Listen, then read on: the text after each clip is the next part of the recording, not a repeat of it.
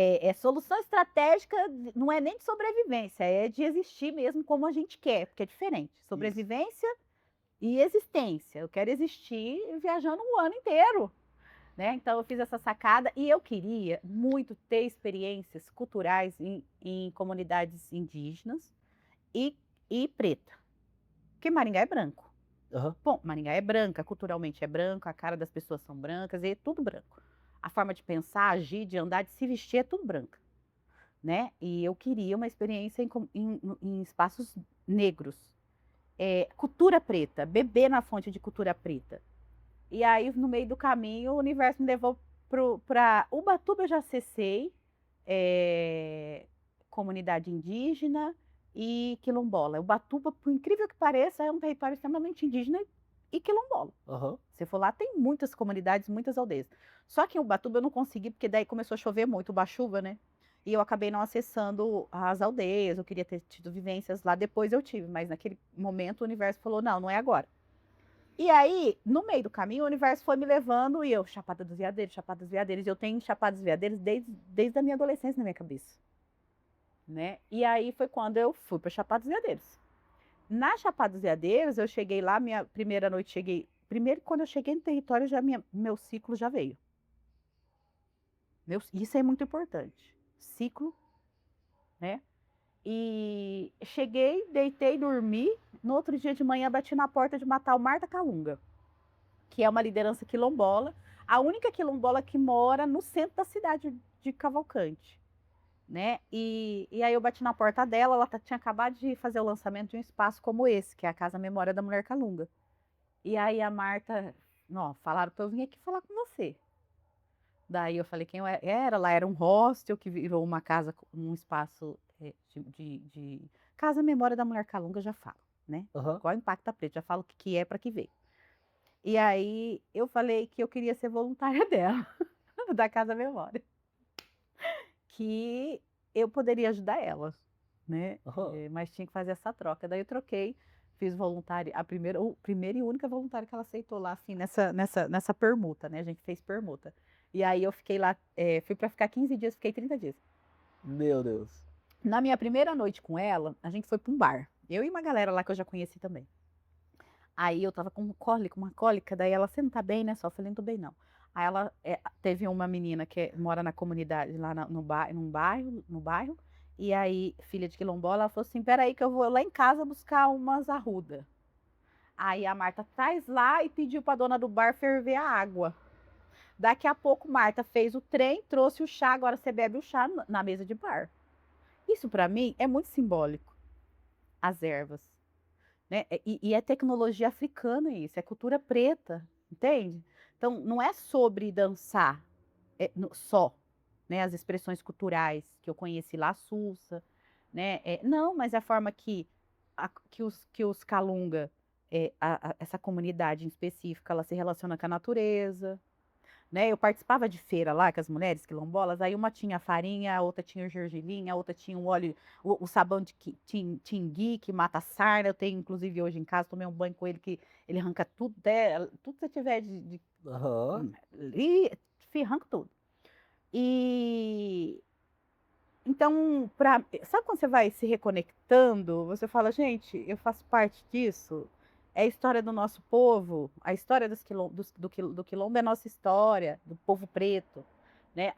Esses saberes, essas tecnologias afrodiaspóricas que a gente fala, e também indígena, Afrodiaspóricas. afrodiaspórica. Então, sério, minha amiga fala, Sol, você na Chapada é outra pessoa. Parece que eu chego em Maringá, minha energia muda, né? Lá na Chapada, parece que eu transcendo o meu olhar, o ano sabático, como eu saí daqui, eu tenho uma foto, como eu saí e quando eu cheguei. O brilho no meu olho é outro, o sorriso é outro, minha pele é outra. Eu sou outra pessoa, né? Então, tudo isso, tudo que eu contei até aqui, tudo, sem exceção de nenhuma vírgula, faz de mim quem eu sou e é a partir desse lugar que eu pensei em Impacta Pretas. Não enquanto espaço físico, como Aham. a gente vem conversando. As pessoas acham que a Impacta Pretas é a casa de mulher preta que a gente tem. Aham. Não, a Impacta Pretas não é a casa. Faz parte, esse espaço de acolhimento, de Mais do que o espaço. fortalecimento, né? Ele não é só aqui. Inclusive, eu acho que vou fazer umas filmagens depois pra conseguir colocar aqui no podcast. Porque tem uma parede lindíssima ali que eu queria gravar ali, mas tem um sol que aí, né, eu vou ficar torrado no sol. Mas assim, meu, muito bonito as artes, os negócios, a E, vibe toda. e aí, o que que eu fiz para? Eu peguei tudo que eu fui acessando Aham. na minha mente e a gente foi trazendo. Hoje, ó, ali tem o pé de boldo. É verdade. Olha o tamanho do abençoado. Ele era um galinho que foi plantado por uma. Eu plantei, na verdade. Foi eu que plantei? Eu não lembro se foi eu ou minha irmã. Acho que foi eu que plantei esse. Veio uma menina. Aqui tem atendimento psicológico. E aí, uma das pacientes das psicólogas aqui, ela falou: Sol, tem um boldo em casa, ele tá lindo. Eu falei: traz uma mudinha, né? Daí plantamos ali. Ali hoje você vê arruda, você vê o manjericão, você vê bastante espada de São Jorge, né? Rodeada de ervas. E aí, isso é tecnologia. Então, quando eu volto para Maringá, eu falo para minha irmã, ô Sá, uma que eu tava, como eu disse, meu sonho sempre foi criar uma startup. Então, eu sempre pensei em impacto a nível no mundo digital, porque daí você se conecta com o Brasil todo. Aí eu falei, Sá, eu tô voltando para Maringá e eu tô com uma ideia, quero fazer um espaço, tal, tal, tal. E a gente já conversou uma vez sobre isso, algo semelhante. E minha irmã já tinha vontade de ter uma loja colaborativa, né? Aí ela falou assim, eu falei, só, vamos, né? Chamar alguém da saúde mental, da psicologia, porque para empreender tem que ter acesso à saúde mental, autoconhecimento, tem que ter acesso à informação, formação e o espaço afrodiaspórico na cidade de Maringá, gente, vai ser incrível, né? E aí chamei minha irmã, chamei Thaís, que é psicóloga. Eu falei, bora, bora. Ela falou, bora. Daí a gente veio, né? A gente tem aqui o espaço, tá lindo, tá maravilhoso.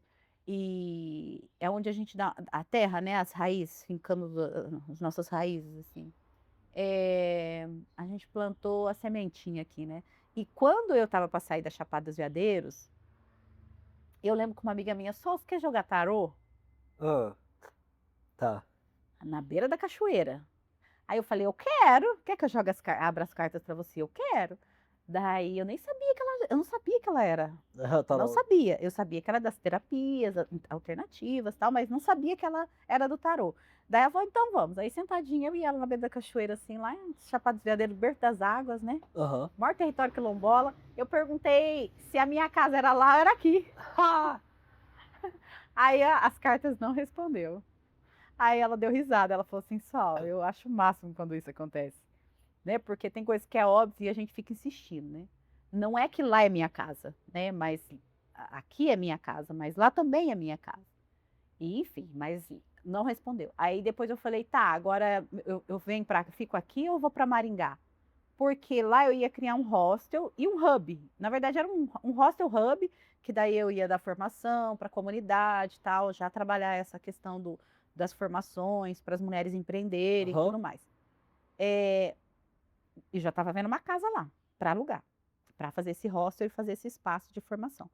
E aí ela falou assim: aqui o caminho está aberto, mas lá também. A diferença é que lá você voa em bando e aqui você voa sozinho. Aí eu falei, eita, agora danou-se tudo, né? Aí eu peguei e voltei para Maringá, né? Para Maringá e ver, então, assim, a Impact é fruto do racismo, a Impact é fruto do racismo, e aí, né, dando uma ênfase. E eu conversando essa semana com uma pesquisadora da UEM aqui que veio ouvir minha história. Ela falou, Sol, o que te levou a empreender foi o racismo, machismo. Não dá para romantizar, né? Por quê? No ambiente corporativo, eu sempre fui muito boa profissional, sempre fui lida como uma ótima profissional. Eu tinha autonomia que muitos profissionais do meu entorno, que tinham o mesmo cargo, não tinham. E eu lembro que um gerente meu falava assim: se eu amarrar você, você vaza daqui, porque não é o teu perfil. Então ele deixava eu bem solta, né? Isso para mim foi muito importante ouvir isso. Então eu respondia ele direto. Eu sempre respondia ele direto, porque daí ele já entendia o meu perfil. Se ele colocasse eu na supervisão de outra pessoa, ia dar ruim. Porque daí eu Aham. perco minha autonomia e aí eu espano e vou embora. E Falar, ele eu me já. encontro muito nesse negócio, eu não gosto que me encaixote. Então ele já identificou isso em mim. E aí eu era sempre muito boa. Então, parabéns, que legal o seu trabalho. Só que eu nunca fui boa o suficiente para receber subir de cargo, nunca fui boa suficiente para ascensão dentro da empresa. Entende? Então, eh, isso é estrutural. Eu falei assim: "Gente, eu não me encaixo aqui dentro", eu fui para um outro ambiente, nesse ambiente eu lembro que eu usava um óculos azul, um blazer vermelho, e uma vez eu ia trabalhar com uma camiseta com amarela, embaixo do blazer vermelho, e um monte de abacaxi. E aí meu gerente chegava em mim, eu falava assim: "Traz abacaxi aí para eu descascar". Na maior cooperativa do Brasil, uma das maiores. O que que eu tô trazendo esse exemplo da roupa? Porque até a roupa, gente, eu tinha que usar roupa pastel, tem que usar roupa, se encaixar em um estilo, o salto, bico fino, salto fino, eu não aguento, gente. Então, sabe essa coisa da Nossa, gente pera lá. Só um padronizar? pouquinho. Queria padronizar o silêncio. Eu tomar uma água E acordar, até, né? até a o carro passar. Nossa, gente, o que que é isso? O Fábio pode, direcionar aí pra que é história, filho, então eu acho que é bom você É que pra direcionar. mim tá interessante o suficiente, porque é o seguinte, serve como parâmetro de visão de como uma vida poderia ser. Porque uma coisa que eu vejo muito trabalhando no shopping, assim, as pessoas não têm noção até onde elas podem ir. Elas não sabem como que é a trajetória até elas chegarem no ponto e contar a sua história com esse nível de confiança. Eu vejo muita gente sem parâmetro. A pessoa não conhece, ou ela não consegue, não teve acesso ou à educação, ou ao conteúdo que fala sobre isso, ou, sabe, tipo, N variáveis que acabam botando uma estribeira na pessoa. E aí chega você me contando essa história desse jeito, que você chegou no mundo corporativo, como é que era, e como sei lá o que, a ascensão, como é que funciona lá dentro, lá em cima, coisa assim. Espero que chegue alguém que normalmente não tenha essa visão pra pessoa, tipo, olha, dá pra fazer isso desse jeito, chegar nesse ponto. Pô, mano, ela fala pro chefe direto, porque ela tem esse jeitinho dela, eu também tenho um jeitinho assim, mas, meu, nunca deu certo, mas vai que eu acho alguém que consegue fazer, sabe? Eu acho que tem muito... Tem... Eu gosto de falar que tem uma certa sintonia dentro do caos, então, tipo, eu às vezes não gosto de interferir ou não tô direcionando pro que a gente falou, que a gente ia falar, porque justamente eu acho que vai conectar com alguém.